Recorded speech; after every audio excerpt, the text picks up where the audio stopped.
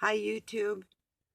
Been a little busy and a little tired, but yeah, about 4 days ago, we got a giant load of wood and we had to move a lot of that by hand, stack it up to get it under a tarp to keep it warm. So that kind of, I was feeling my muscles, let's just say that. So that's a good thing. Um, and today I boiled some eggs. I'm gonna make egg salad, and I made potato bread. I just put in the oven. So if I get to be a little long-winded here, I don't know how long I'll be talking, but I thought I'd get on and say hi, tell you what's going on, and tell you what I've been studying and why. And so anyway, tonight it's yeah, back. I'm all over the place. You probably know. um, Potato bread and egg salad sandwiches, homemade pickles, and chips. So that's what I want today. So, well, I just got through watching a video of Dr. Todd Grande. Um, it was, well, I left the title up. Excuse me a minute. It is Empathic Vampires and Empathic Sadism Related to Narcissism and Psychopathy? Question mark. Like, is it, well, I've been trying to pinpoint what I title besides Satanist I could put on the people that raised me or what I live with right through this day, and the people that have just followed my life around entirely for this purpose. And sadism is as close as it comes with the other dark triad traits of narcissism and psychopath. And the sadism thing, which got me to thinking, that's it. I was thinking narcissism, but it's like narcissism on steroids. I was trying to find what was something more. There's more to this, like there's parts if you watch Dr. Todd Grande's or I put it on my Facebook, this last one, but the one before I watched was the sadism husband, sadistic husband. Um as far as things like not ever wanting that person, his wife, to succeed, and actually sabotaging things like school and work and all kinds of things. I have so many examples. Um, and the lack of sleep. Even keep up to keeping different hours entirely, like all night or 3 a.m. or whatever, and then sleeping afternoon. Then, so if you're a type of person that if you have a job or anything you have to do that you get up early, and the wear and tear on you to try and function is unbelievable. And abrupt noises and teasing and jokes and bullying, and I could go on and on. And I have actual examples I could go into, but I'm not on a pity party here. I'm trying to let everybody else know that if it's more than what the narcissism traits are, um, you're probably dealing with sadism, you know? So I know I am and have been all my life, and from what research has shown, there is no help and no cure besides being institutionalized. Um, with that said, I told Doug this morning, well, I'm praying to God one last time on this. And he's like, did you notice I quit drinking? It's been a couple days. And I don't care. I told him, you want to do that for yourself, you do that for you. And then I told him, I wish you the best. And he said, I don't have any problem finding the best. And I didn't say anything. I just walked away and thought, yeah, you sure did. So, um, Yeah.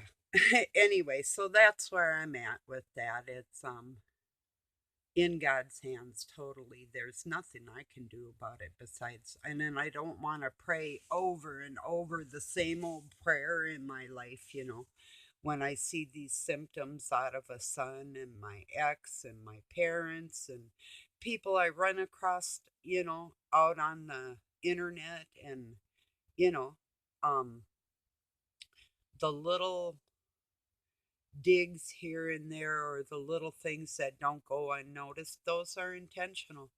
And especially like, well, see, they can empathize, sadism can, with their own cause. It's like people that go to war, is how Dr. Grande explained it. They each one is going to empathize with their own side. Like they hate the enemy for this, that, or the next thing, and see them as evil and whatnot. So that makes it easier for them to kill each other and that type of thing. So that's a type of sympathy or empathy for a cause or a people or country, city, whatever, civil wars, whatnot. But it definitely takes a certain amount of sadism to be in that mindset anyway. So if a person doesn't have that in them and they've been searching all their lives for an explanation, the closest I've come is Satanism. Um, and whatever you call dark deeds, it isn't of God. So, um, we all do have good and bad inside of us and make decisions on a daily basis, you know, with Christ here and Satan over here. It's like Satan, blah, blah, blah, blah, blah, and Christ saying, yeah, just keep calm. You're in there, you'll be all right, that type of thing. So it's a daily struggle for everybody, but just being aware that for me, it's got to be totally in God's hands. I can't physically do anything to help that situation, you know. And actually, putting a whole life into trying to help that and heal that and make that better by example, even right down to the point where they can trust you with their lives, but you cannot trust them with yours. If it affects your health, then they're slowly killing you. I was thinking of Killing Me Softly with his song, you know, by Roberta Flack. I think it came out in 1972. Real beautiful song. So I think, oh no, no, I was thinking of another lady too that sang a song I loved back in them days, was a gal named Janice Ian. And at 17, she sang a song at 17. And it's really good. It's sad. The first line she sings is, I learned the truth at 17 that love was meant for beauty queens. So anyway, and it goes on and on. So I could like totally relate back in, teenage years and whatnot. So I really could care less anymore about people's looks. There's a meme on Facebook that said, I don't care what you look like. It's how you act and how you treat other people. That's a fact. A fact. In fact, I've said this before and I really mean it. You could be the cutest person in the world, just absolutely gorgeous. But if your brain isn't right and your heart isn't right for everybody, I don't want nothing to do with you, you know? So, I mean, you can, if a person's actually struggling and trying and striving and asking God for help, I'm right there by your side. As a matter of fact, I would tolerate a lot more out of a person if I saw a real struggle. It's like trying to replace bad actions with a good one once a day, and then maybe it'll become a good habit. So, like if you hate your sister, I'm not talking if you have an evil sister that means you harm or your children harm or is just like weird. Um, I would suggest staying away from it. Excuse me. But if you have a good sister and you haven't talked for a while, maybe reach out and talk to them, or if it was like a little rift, or you know what I'm saying. I'm not saying snuggle up to somebody that doesn't care about your life or your soul. you know that's too much for God to ask. We have to keep ourselves strong and healthy, and sometimes putting distance between yourself and the people that actually don't think about your welfare is a good thing. So, and that's what I'm living through right now. People could fault the ones that are trying to make life better and not giving up on others for not giving up, you know. But I'm to the point now where I've got so much time invested that it's me time. I'm done catering to somebody that wouldn't cater to me. So,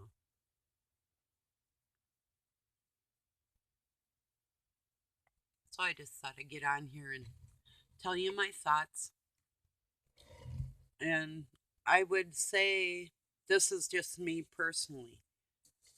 Of course, if I knew things before I let anybody even touch me, I wouldn't have got so emotionally attached.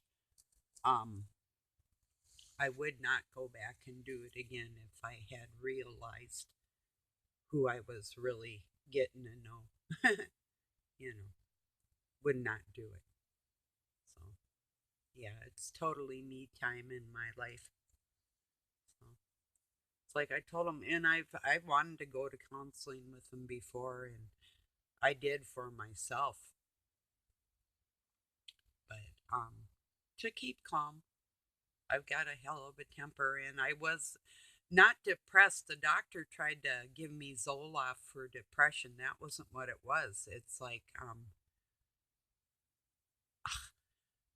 okay, having your father died and you weren't invited to the funeral. Little things that would really deeply hurt you. That's not depression. That's sorrow. You know.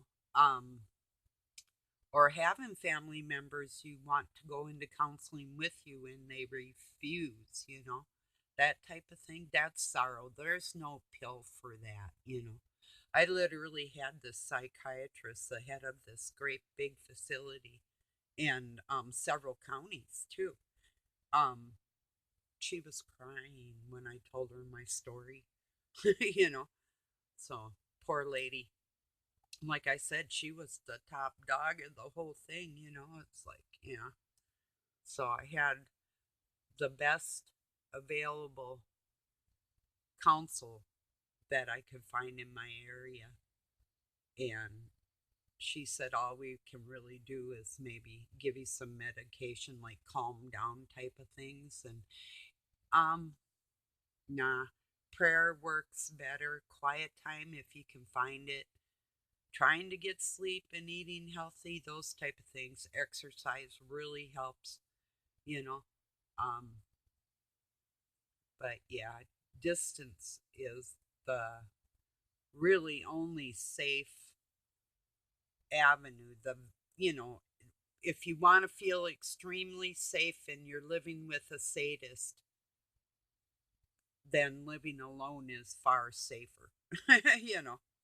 So but I would probably have to move into a city because I don't always feel well.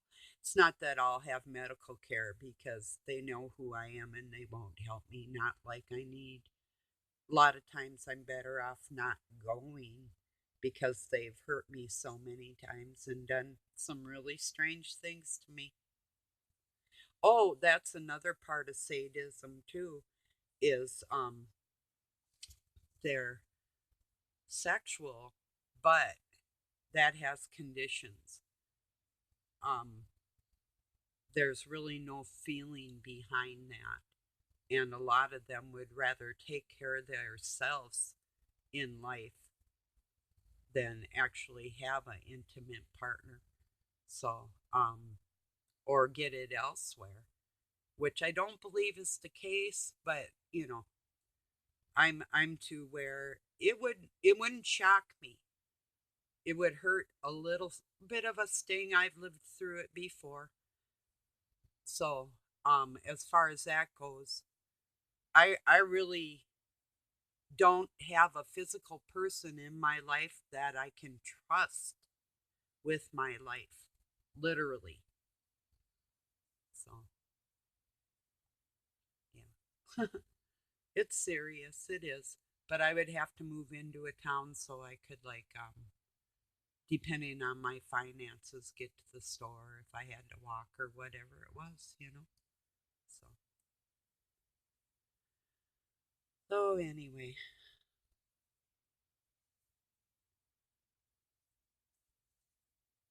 yeah, it's a deep subject and it's a deep well.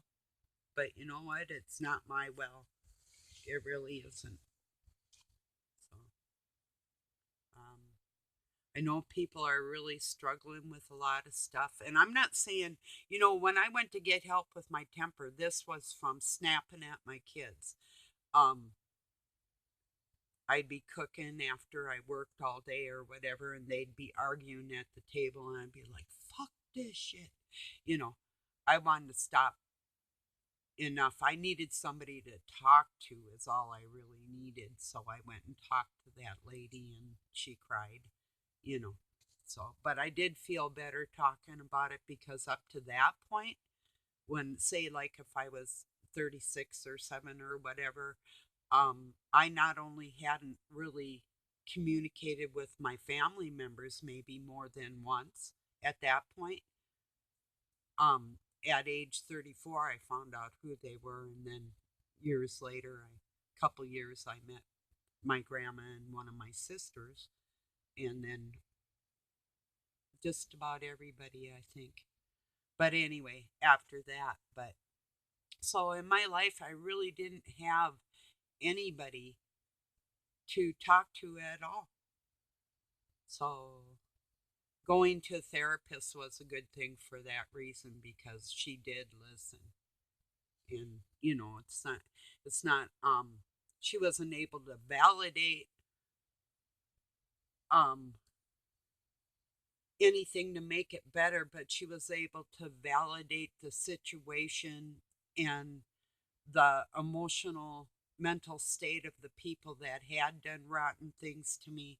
She was able to realize what I was talking about and the truth in the situation for me, and that made a world of difference. It really did. It gave me enough solace, SOLACE, in life to be able to calm down and talk to my kids more than just yell at them.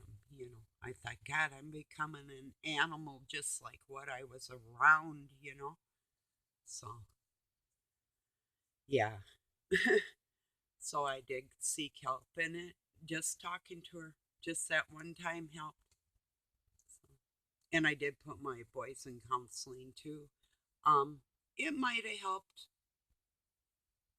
The one he had a psychologist for children when he was in let's see, first grade.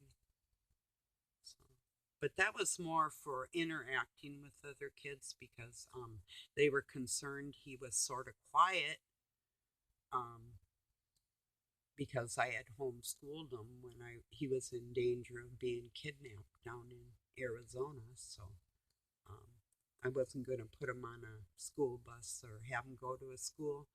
Guy got on the bus right in front of kids that lived next door to me and took this girl right off the bus, said it was her dad, and she was screaming, "This isn't my dad." And these kids I knew her. Um, it you know as friends, they were friends not just in school, but um knew her well, so um they knew that wasn't her dad, and they were going, "Listen to her, she's telling the truth." Kidnapped right off a school bus, and it wasn't the only time, so I wasn't sending my kid to that school. So that was the first time I homeschooled my child. And my second born, I homeschooled him. Started at Took him out at 10 and was homeschooling him till 11. And then I found a really good therapeutic. They had a counselor on site in school, and it was called Crossroads Learning Center. And that was pretty good, kind of good. So, better than the mainstream anyway. But yeah. And looking back at all that, I mean, I would have wanted children to be around to have friendships, like neighbor kids or whatever. But I would have homeschooled them the whole time, looking back at everything, you know. They would have been far better off. I mean, they're smart anyway. It would have been a whole lot smarter, you know.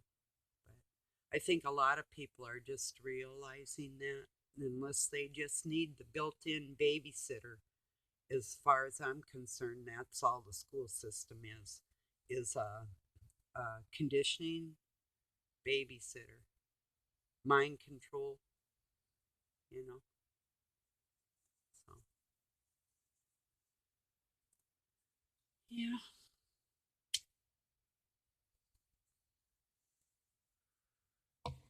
yeah. I've been thinking about the whole time. Narcissists just seemed too light of an explanation. I mean, the characteristics are there for sadism too, and psychopath. It's all there encompassing in sadism, the narcissist and that type of stuff, psychopathy. But there was something more. It seemed, you know, I couldn't pinpoint it because the people that raised me were like that. My ex was like that, and other people I know. So it's like, um, narcissism fits there, but there was so much more. It just didn't jive. Like a lot of narcissists are just driven by their sexual desire, and that's more like conquest, like how many they can sleep with and whatever. And I think there's some sadism like that too, because it's got many facets. And each one may be a little different than the next. So um and the manipulation, and that type of stuff. It's all there. Only worse. You know. It's like Satan has a school. To me, it's like first you got like schizophrenia, and they're hearing voices and they can't get their mind together. But they don't know it's in their blood and it's God talking to us, or what, or whoever.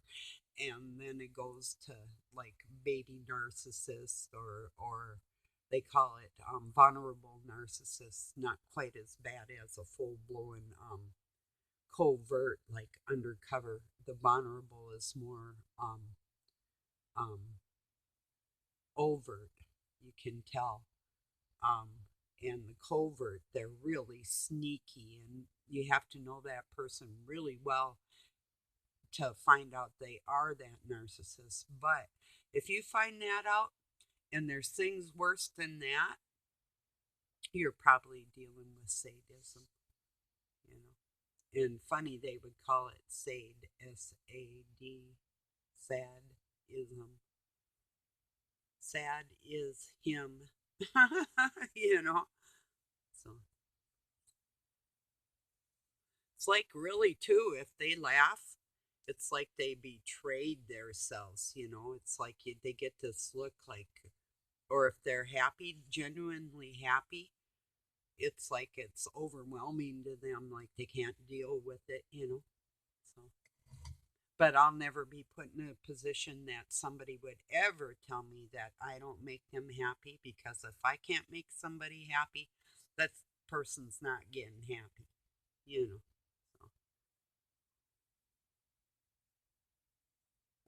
So, like I say, it's in God's hands. I can't do no more there.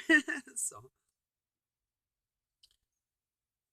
okay, I'm gonna let you go. I just thought I'd pop in and let you see my face and tell you what I've been up to, and um, tell you the same as I always do, regardless of what happens to me, because it happens every day, somehow or some way, out in the ether there. I'm still happy. So, and I have a future to look forward to that's going to be more pleasant than what it was. And watch the world be able to calm down out of this stinking chaos and grow, you know. And I see little bits and pieces. It's not that I don't. And I know it doesn't happen all at once. It's just, you know, I'm anxious, not real horribly so, but it's been, you know, 6 decades. It's been a while looking at this stuff and wondering, WTF, you know? Peace. I love y'all. Thank you for joining me. Have a good night or day where